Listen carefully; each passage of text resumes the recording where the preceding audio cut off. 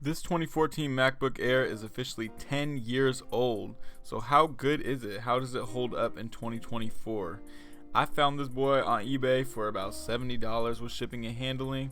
It was actually only $54 without all that. So I always wanted one of these when I was in high school, so I jumped on that deal right away.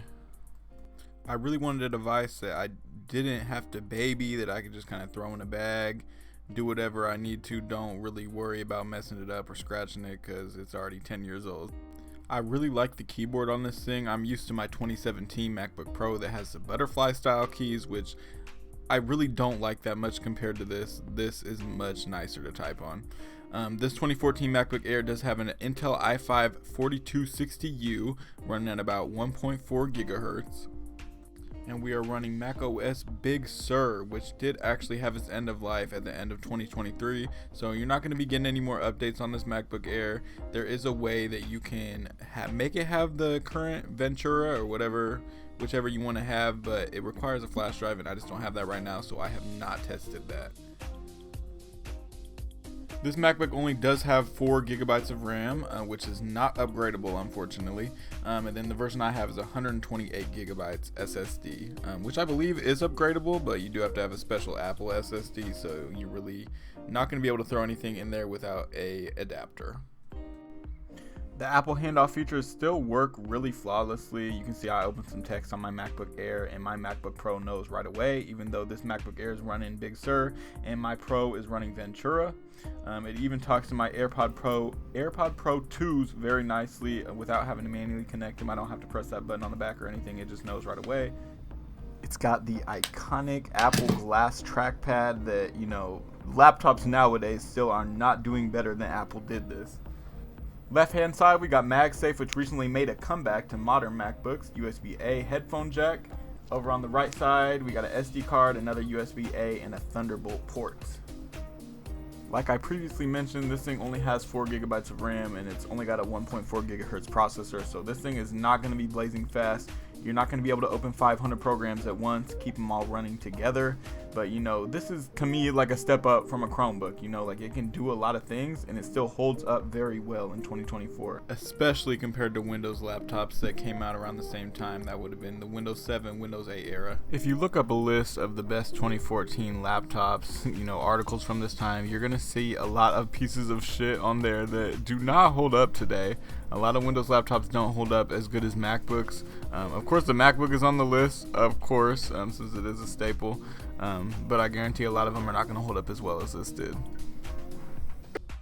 And I would also like to mention that Chromebooks are not dirt cheap. If you're getting a $70 Chromebook, you're not going to get something comparable to this. So to me, there's really no competition. If you ask me between a MacBook Air 2014 that I have and a Chromebook, I'm picking this every single time. Even though, there's some downsides with this screen. I'm going to be honest, the viewing angles are not great. This is not a Retina display, so you're not going to be getting the best screen you've ever seen in your life. But you are going to be getting something that is fine. It's not terrible. It's definitely a good device for some internet browsing, some YouTube watching. Even though it doesn't have the best screen, it's perfectly capable of watching YouTube on. You're not going to be burning your eyes out watching YouTube on this thing. And what? I even discovered today that this thing is capable of some very light gaming. So here I'm loading up The Sims 2 Complete Edition, Deluxe Edition, whatever it's called. So this game did come out in 2004. So at the point of this laptop coming out, the game's already 10 years old. So you would hope it could run it, but it still does have a baby processor and a little baby 4 gigs of RAM. So I'm not going to downplay it. I was very surprised how well this game worked, like how fast. You can see how fast it loaded up. This is the first time I've ever loaded the game on this. But to play some devil's advocate, when the Pentiums of the world were running the computer game, our computers were struggling back then. My computer used to really chug along trying to play this, so I think that's why it really surprised me that something this thin, this light, something this old even can still run this game and run it well. And for all my Sims fans out there, I know I personally really love Sims 2. Right now I'm loading up the Smith family located in Strangetown. This is a really nice device, a really portable device that you can, bring with you somewhere and you can play Sims 2 wherever you go. So I'm just going to show you guys some light gameplay. I'm not going to do too much with the Smiths. I'm going to leave them alone. But you can see I'm kind of exiting out all these messages. I'm gonna see what the Smiths got going on, but you can see it's not lagging or anything. It's playing very normally. It's kind of weird navigating with the trackpad, but you can hook up a mouse and you'll be all good to go on that.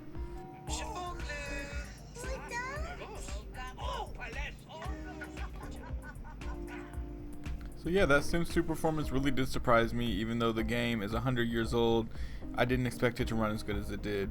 You could also definitely play some GeForce Now on this computer. I know it would do just fine with it, but to be honest, I don't have that subscription. I'm not about to buy it, so I really didn't even want to log in because they're trying to make you sit in a queue for 100 hours, and I just don't have time for that, but I know it would work good. One downside I did find is that if you're looking for an Apple device to use Logic Pro or Final Cut on, this is not the device for you because you're not going to be able to use it because it does not support Big Sur. So I would keep on looking, find you a different one because it's not going to work. The camera on it is definitely a camera. It's nothing to write home about. You know, you can FaceTime using it, but it's nothing special at all. The speakers on this get decently loud and they really don't sound bad either. I mean, they're not the best, they're not amazing, but they're not bad at all.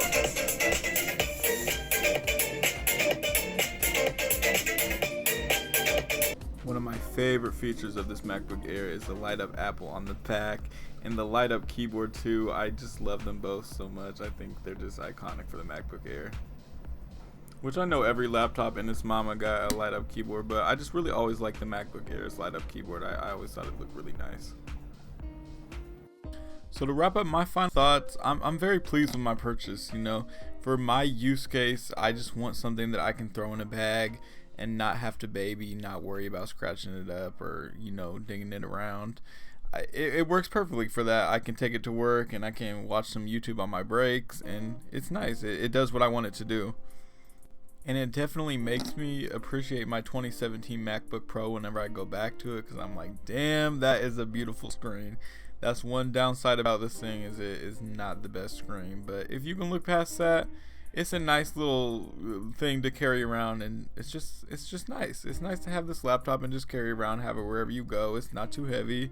You can throw it in a bag and you're ready to go. So if you're like me and you're an eBay deal hunter, be on the lookout for these. You can find a good deal on these. You can find a good deal on some MacBook Pros. And if you don't want one of these, I don't really give a shit. You buy what you want to buy, babe. So yeah, that's about all I got. Definitely leave me a like if you enjoyed this video. Shout out to Luke Mayani, who's really inspired me with the MacBook videos. And a huge shout out to Dawood Does Tech Stuff. That's my favorite tech YouTube channel. He inspires me a lot. I do want to branch out outside of MacBooks, so leave me a comment if there's anything you would be interested in. Otherwise, I'm sure I will come up with something, and I will see you in the next one. Thank you for watching.